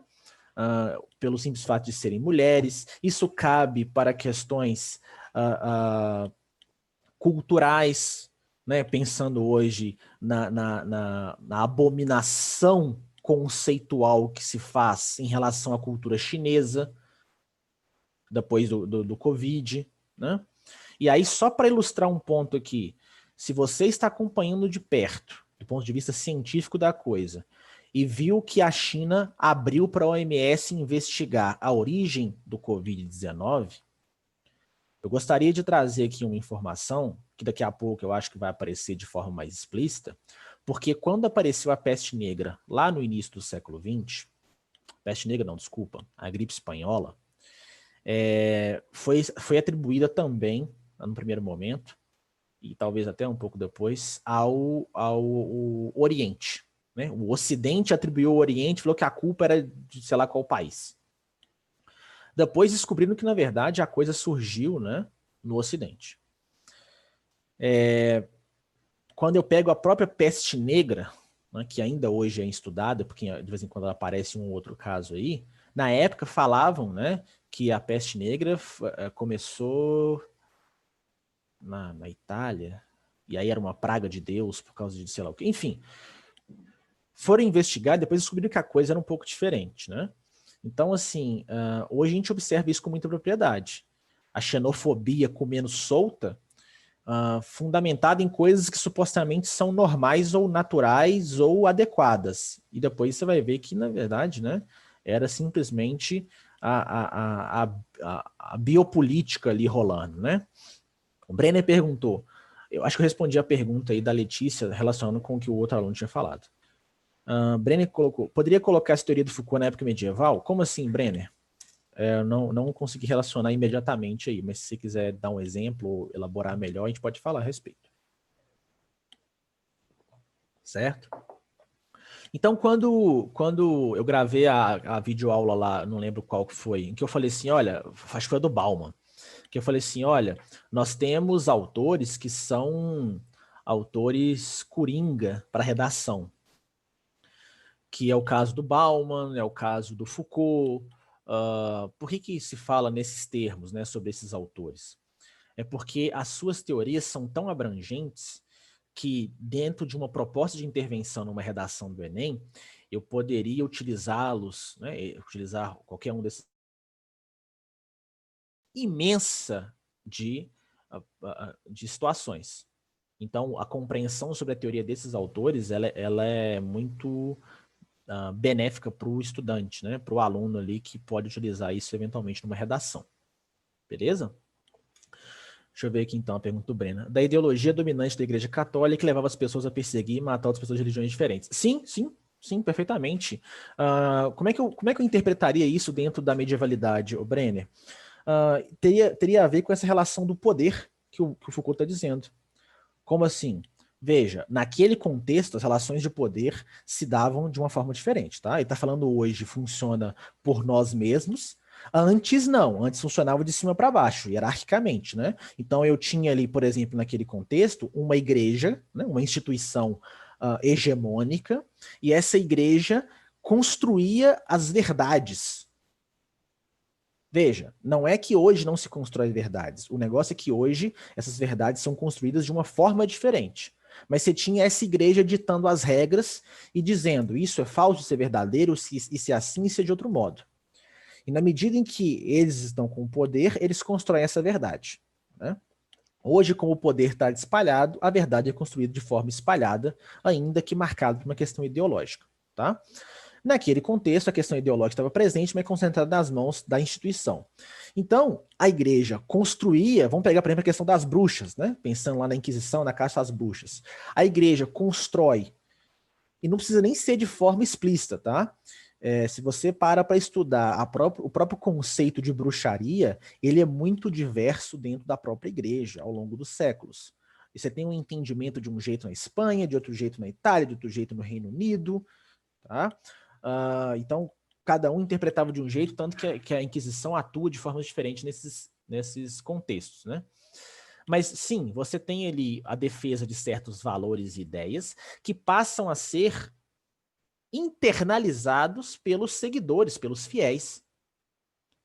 Então, exemplo, vamos pegar um exemplo que você falou de igreja aí, trazendo para o nosso tempo, né? Mas eu acho que dá para entender de forma comparativa ali, sem anacronismo. Quando um cristão vai lá e invade um local de umbanda e destrói o local, Beleza? Vamos supor que ele foi pego. Ele normalmente não é pego porque o pessoal não está nem aí, porque a sociedade está pouco se lixando para discriminação religiosa, se não for com o cristianismo, porque ele é predominante, né? No Brasil. Mas se ele for pego e você vai perguntar para ele, vai conversar com ele, né? Querer saber o porquê ele fez aquilo, muito provavelmente, nas suas palavras, você vai encontrar ali uma defesa supostamente legítima sobre o que ele acredita. Ou seja, para ele está combatendo um inimigo. Ele está fazendo a sua parte como cristão. Certo? Ele adota aqueles valores. Então, ele se justifica. Da mesma forma como se justificavam a caça às bruxas. Né? Naquele contexto, muito provavelmente, boa parte dos cristãos que estão fazendo parte daquele processo ali, né? Eles vão falar assim, não, a gente não está matando as pessoas aqui que nós somos maus, porque nós não temos consideração, porque nós não somos... Não, nós estamos matando eles porque eles são hereges, né? Essas pessoas aqui são os bruxos, as bruxas, eles estão praticando heresia, eles estão atentando contra a minha fé, contra aquilo que é bom, contra as coisas de Deus. Então, eu estou simplesmente fazendo a minha obrigação como bom cristão. Da mesma forma, quando você, né, vai inquirir ali um sujeito que cometeu um ato discriminatório, normalmente ele não vai falar, não, é porque esse cara aqui, eu queria matar ele mesmo. Não, eu falo assim, não, eu estava... É porque, exemplo, esse povo que agride homossexual na rua, normalmente a justificativa é o seguinte, não, eu estava ali, eles estavam passando os limites. Ou seja, eu estou cumprindo aqui a minha obrigação enquanto cidadão, porque eles estavam se excedendo, então para evitar uma coisa absurda dessa, eu intervi. Certo? A Hannah Arendt fala sobre isso, sim, a Hannah Arendt fala sobre isso. É justamente, na perspectiva dela, um pouco diferente, tá? Porque na perspectiva da Arendt, isso ocorre em função da não reflexão sobre as coisas. Ela vai retomar aquela ideia socrática de que uma vida adequada é uma vida colocada sob reflexão. Então, o mal surge, né, como algo irrefletido, e as pessoas vão se justificar justamente porque elas não, vamos dizer, conseguem fundamentar minimamente as suas questões. Então, se você pega para perguntar para o sujeito por que ele fez aquilo, ele vai ter uma explicação que para ele parece plausível, mas que é completamente descabida e desprovida de lógica no final das contas. Não é? Por exemplo, no caso que ela vai trabalhar de forma mais próxima, que é a questão dos nazistas, mas se eu pego a noção totalitarista de maneira mais geral, como ela está abordando, ela vai falar, o sujeito totalitário, para ele faz todo sentido. Algo absurdo desse tipo, né? Justamente porque, como ele não entende, como ele não é capaz de entender, e aí num contexto de uma sociedade, né, marcada pela irreflexão, pelo pensamento acrítico, quanto mais irracional, mais fácil de assimilar e mais fácil de se justificar, no caso, né? É só você observar os defensores do governo atual. Por mais bizarra que seja o acontecimento, por mais estranho, anômalo, sei lá como é que você vai querer classificar isso aí, por mais, né, atroz que seja a situação, o sujeito vai dar um jeito de defender. A culpa nunca vai ser do governo, o governo nunca vai estar errado, o presidente nunca fez nada errado. A teoria da Arendt também, da banalização do mal, ela vai dizer que o mal se banaliza, especialmente entre os fanáticos. Porque quem é o fanático? O fanático, na leitura dela, tá bom? O fanático sobre algo é aquele sujeito que não analisa aquilo mais de forma racional crítica. Porque se ele analisasse de forma racional crítica, ele não seria o fanático. Né? O fanatismo, ele é justamente essa apropriação via sentimento, longe da racionalidade. E aí, óbvio, né?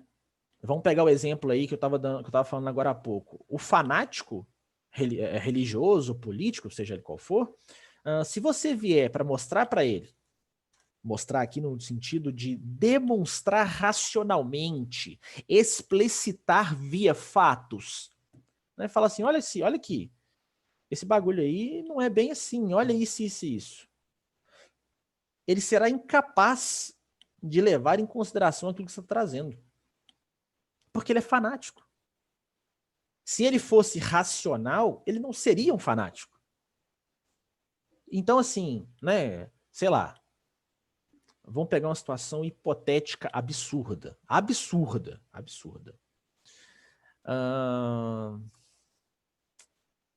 Eu espero que seja absurda, tá? Em 2022, Bolsonaro dá um golpe de Estado mediante a flexibilização do regimento policial militar, tirando, né, da alçada dos governadores, colocando sob ordem do presidente, ele dá um golpe com os militares, a polícia e tal, e continua no poder e não deixa ter votações. Situação aqui hipotética absurda para 2022. Tá? Suponha que isso aconteça. Se você virar para os fanáticos políticos e falar assim, então, a gente estava falando disso desde o início, que esse cara queria dar um golpe e que tal, não sei o que, a democracia, isso aí não é democracia. Provavelmente o apoiador vai virar e falar assim, não, mas isso aí era o que tinha que ser feito mesmo. Porque se ele não fizesse isso, nós teríamos algo muito pior. Nós teríamos um atentado real à democracia. E aí, por mais que você apresente os conceitos, explique por A mais B o que é democracia, né? Como que ela prevê ali a multiplicidade, a diversidade, ele não vai ser capaz de entender. Porque ele não está analisando aquilo, ele não está se aproximando daquilo, ele não está abordando aquilo por um viés racional. Ele está abordando por um viés emocional. E aí, tenta imaginar a seguinte situação que eu acho que fica, né, simples de entender. Imagine uma pessoa extremamente nervosa, que está sendo confrontada e ela já está alterada com os seus humores. Ela já está puta da vida.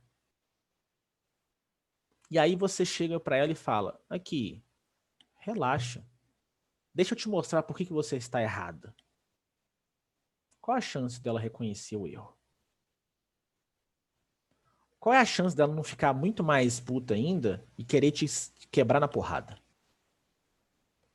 Quando você falar desse jeito com ela. Percebe? A questão do fanatismo é bem isso. Mas aí a gente estava relacionando aqui o Foucault com a Arendt, né? Eu acabei dando um pulinho ali na teoria da Hannah Arendt. Beleza? Tá, professor, mas e esse maluco que tá no cantinho ali, o Sennett? De onde que esse cara saiu? O Sennett é um cara muito... Ele aparece bastante na prova do Enem também, tá? Assim, não tanto quanto os outros, porque ele escreve normalmente não, as obras mais famosas dele, ele escreve junto com um outro camarada. Como é que é o nome do outro cara? Deixa eu lembrar. Oh, meu Deus, cabeça hoje tá boa, não.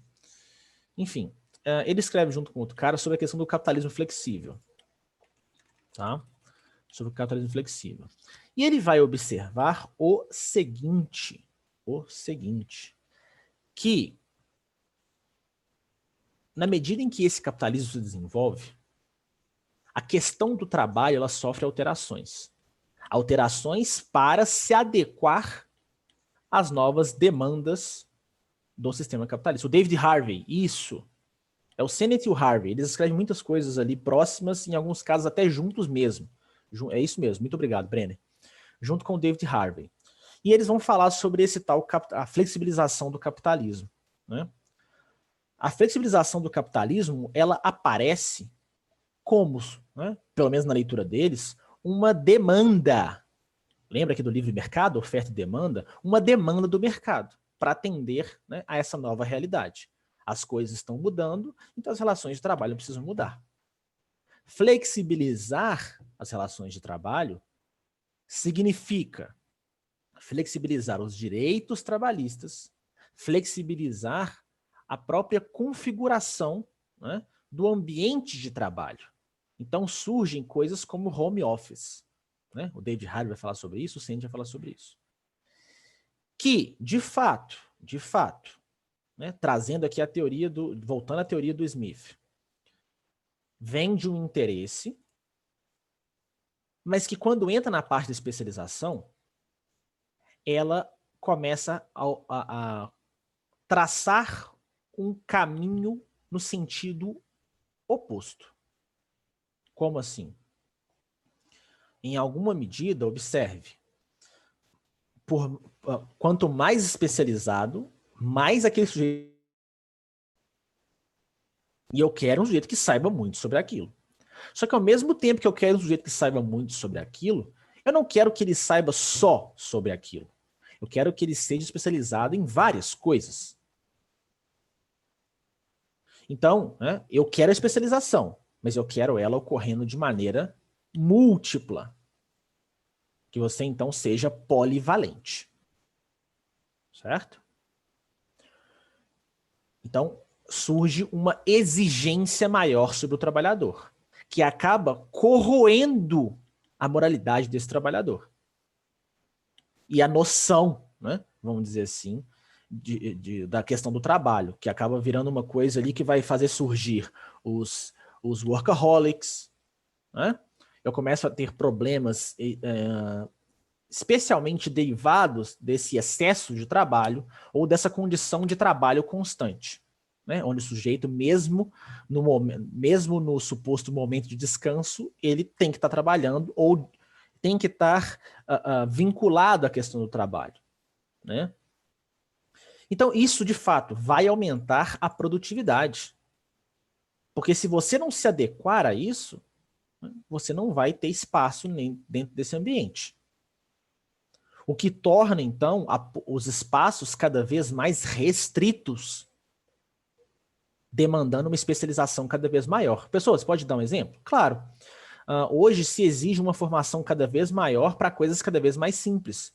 Porque essas coisas cada vez... Não é para coisas cada vez mais simples. Se eu comparo as funções que um sujeito exerce num cargo X hoje, elas são cada vez mais exigentes e esses cargos têm cada vez menos direitos e cada vez menos reconhecimento e remuneração. Como assim? Para você ser um assistente administrativo, que é um cargo relativamente tranquilo, você precisa do ensino médio, né? Hoje, você precisa de ter uma noção boa de informática. Professor, mas isso aí é tranquilo. Para alguns, sim. Para a grande maioria, não. Se eu pensar em termos de Brasil, por exemplo, tá? Mas quando eu pego, então, recepcionista, né? Eu tenho que ter uma noção cada vez maior. Se exige cada vez mais.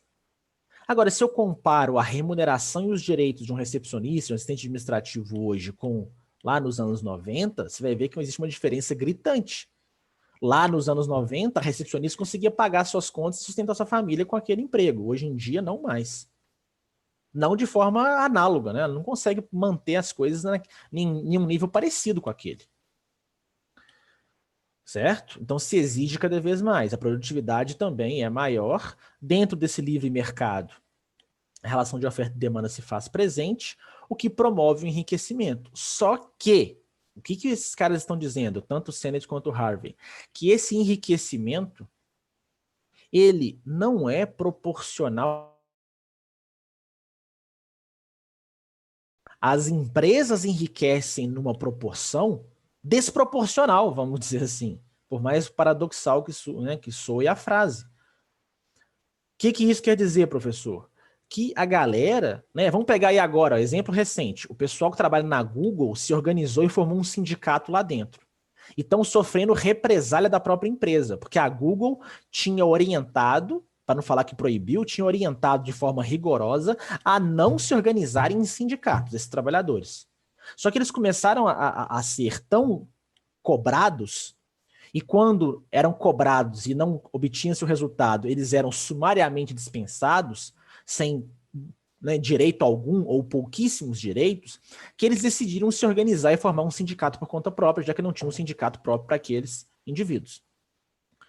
Então, o que acontece? Se eu pego o trabalhador da Google e pego a Google, né? Não estou falando que o trabalhador da Google ganha mal, tá? Não é esse o ponto. Nem sei quanto ganha o trabalhador da Google. Provavelmente muito melhor do que eu, mas veja.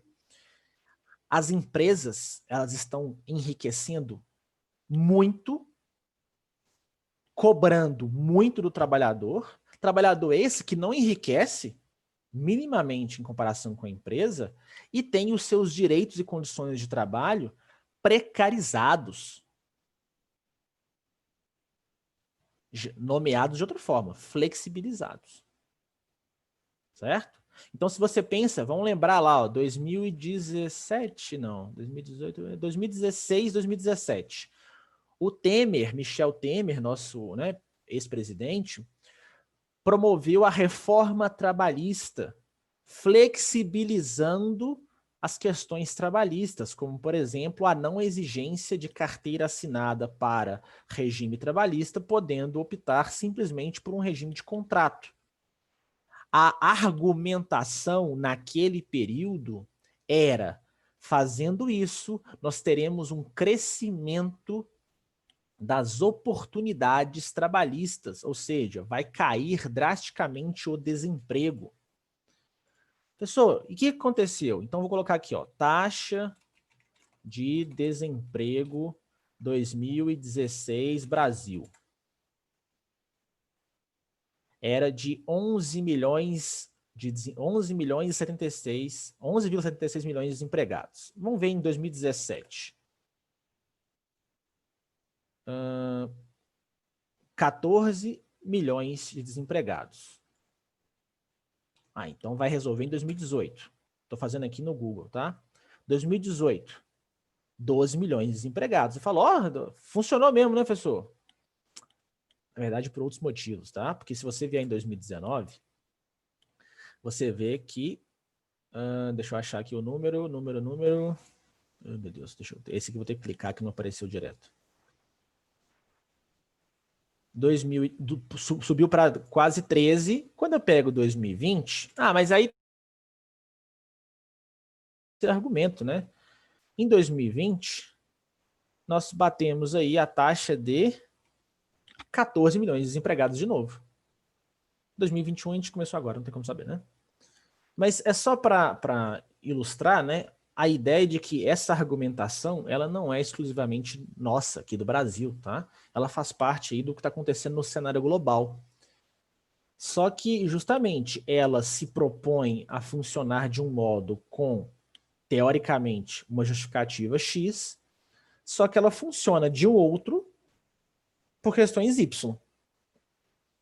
Então, o que eles estão denunciando aqui é que essas relações de trabalho, né? E aí, a partir de quando acontece isso, né? Que o David Harvey vai falar lá, a partir de 1970, que isso começa a se acentuar, tá?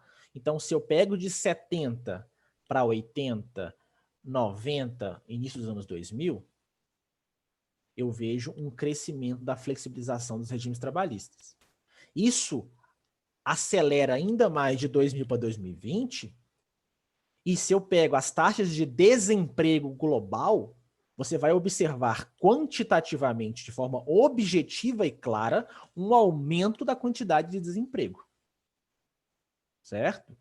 Entre outras coisas, né, envolvendo questões tecnológicas, entre outras coisas, em função destas flexibilizações. Flexibilizações essas que são demandas, né, de interesse que visam aumentar a produtividade e, consequentemente, o lucro e o enriquecimento. Certo? Então, esses autores estão apontando para um problema.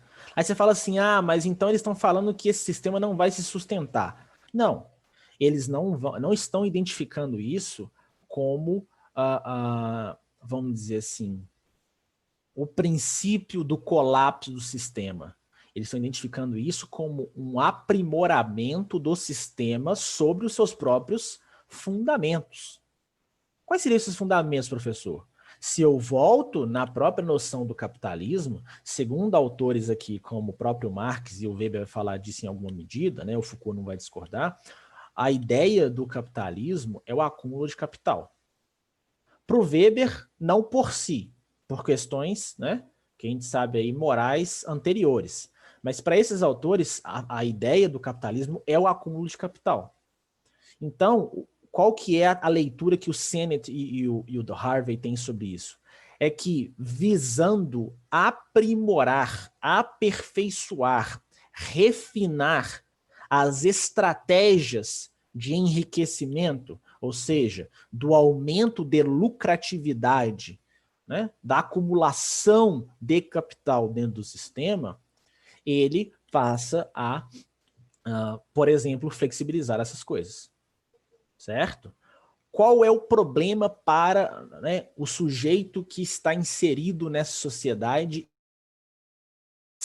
do trabalho para se sustentar? É que ele não tem garantias. Porque se você fala assim, vai flexibilizar, como exemplo do que o Temer falou lá na época da reforma, eu preciso flexibilizar para gerar empregos. E o argumento era mais ou menos o seguinte, ora, se eu exijo que o cara pague um salário mínimo, se o cara não tem um salário mínimo para pagar mais impostos, ele não consegue ter aquele trabalhador. Logo, se eu não exigir o mínimo, ele pode ter um trabalhador pagando menos. Logo, ele pode ofertar aquele emprego. Aí você fala, faz sentido. Logo, vai ter mais emprego. Na teoria. Na prática, o que aconteceu? Geral foi mandado embora, foi recontratado, sem carteira assinada, só com contrato, com menos direitos do que tinha antes.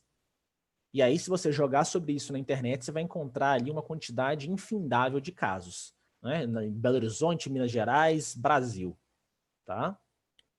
Então eu falo, eu vou flexibilizar para gerar mais emprego. Não gera mais emprego, né? Não gera. Porque as exigências aqui de especialização são maiores e de polivalência, né? Aí você fala, então eu vou diminuir aqui os direitos para conseguir garantir certas... Não garante. Não garante. Isso coloca o sujeito, né, numa situação ali, vamos dizer assim, delicada, para dizer o mínimo. Tá? Uma situação delicada. Porque aí, veja, você decide especializar-se. Antes você tinha garantia de que especializando você teria o emprego. Hoje, isso não funciona mais. Pessoas, pode dar exemplos? Claro. Você vai fazer uma faculdade de engenharia.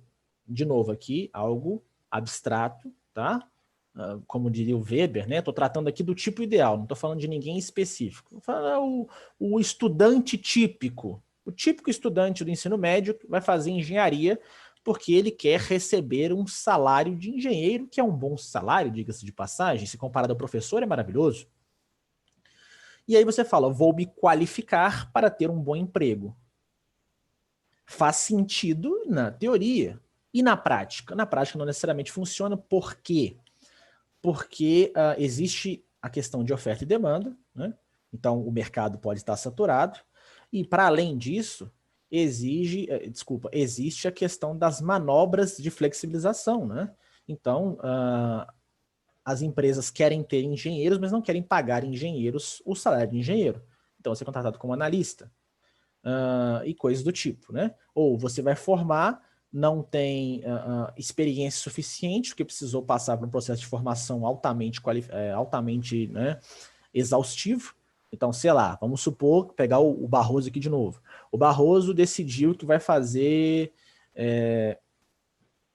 não é medicina, não, porque medicina esse exemplo não vai ficar bom, mas vamos supor. O Barroso decidiu que vai fazer...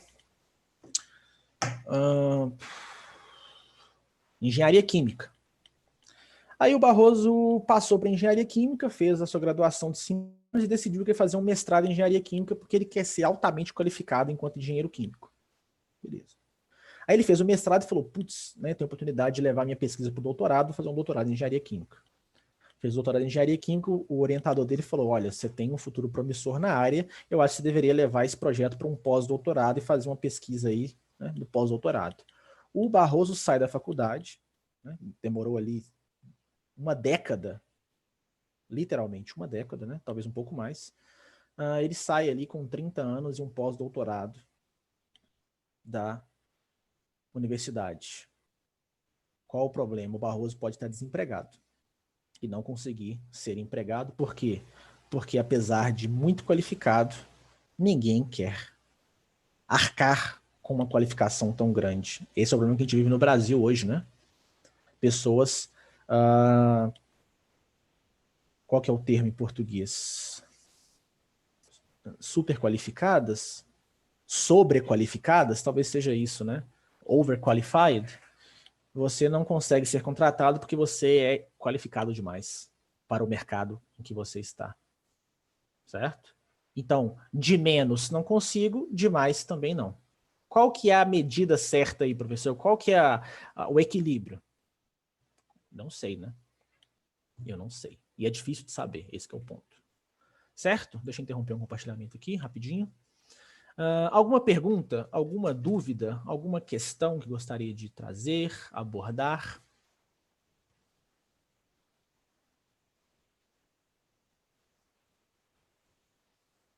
Diga.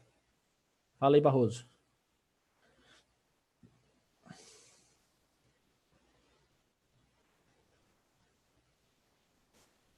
Pessoal, enquanto o Barroso manda mensagem ali, eu gostaria de agradecer a vocês pela presença e participação nessas aulas. Tá? Desejo uma boa prova a todos que eu não for encontrar aí ainda na aula de amanhã, que é a última aula do, do superintensivo, né? Amanhã de noite. E muito obrigado, é isso, né? Deixa eu responder o Barroso aqui. Olha a pergunta que ele me faz. Qual que é a diferença entre o monismo dialético e o materialismo dialético do Marx? O monismo dialético é o do Hegel, né? Ou você está falando do Feuerbach? Qual dos dois você está falando? Roseli. Existe o fato de que não é bom para os governantes que haja emprego para todos por causa da oferta no mercado. E essa fala que é necessário que haja sacrifício dos trabalhadores é um discurso que atende os grandes empregadores que podem ter pessoas que ficam cada vez mais desesperadas do trabalho. Sim, tem esse ponto, né?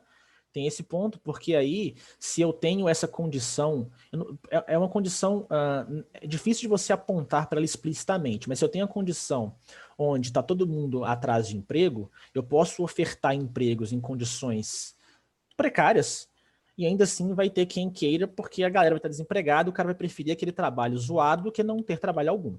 Corretíssimo, Roseli. Excelente análise. O humorismo dialético do conceito, né, do espírito. A diferença, mais ou menos, é que para o Hegel, o espírito do tempo determina a realidade daquele tempo. Certo? Mais ou menos por aí. Então, né, estou condensando a coisa aqui. Então, a mentalidade de um tempo determina a realidade daquele tempo. As verdades, os valores, as questões daquele tempo. Essa é a teoria do Hegel. Né? As coisas são porque as pessoas pensam de um determinado modo. Muito disso vai aparecer na teoria do Weber. Né? Lembra que eu falei que o Weber pega no Hegel? Um pouquinho lá, do Dilthey e do Hegel? Sim?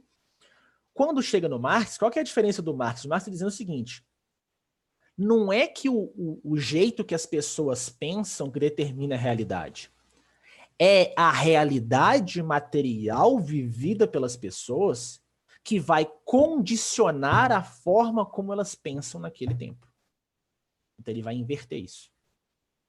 Se para o Hegel o espírito do tempo, né, o Zeitgeist, se o Zeitgeist determina a realidade daquele tempo, para o Marx, apesar de, em ambos os casos, ser a questão dialética ali, eu não vou entrar nesse mérito, né? Para o Marx, a questão se determina de uma forma, né, oposta.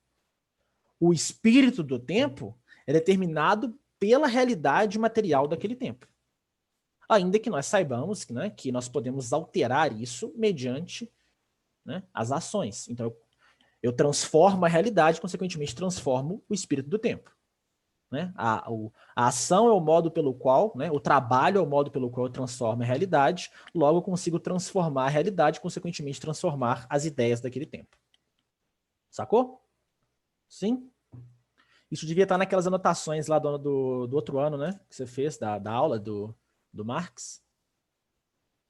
Pois é, pois é. Não, de boa, de boa. Mais alguma pergunta aí, galera? Bom, então, uma excelente prova para quem eu não for ver. Para quem ainda está no super intensivo, não deixe de assistir a aula de amanhã, que ela vai ser para resolver as questões que vocês pedirem e para eu falar o que eu acho que vai rolar na prova, né, desse ano. De eu chutar ali, né, alguma coisa. Beleza? Muito obrigado, né? uma ótima semana para vocês, né? Descansem, relaxem para a prova, beleza? E amanhã compareçam na aula lá para a gente ter a última conversinha antes da prova. Tranquilo? Valeu, Barroso. Tamo junto. Maísa, Karine, Juliana, Roseli. Não, a outra é no outro link. É no outro. A aula é no outro link. É a de noite, né? É a da aula de noite. Demorou? Valeu. Falou para vocês. E até mais. Qualquer coisa, tô lá no Instagram.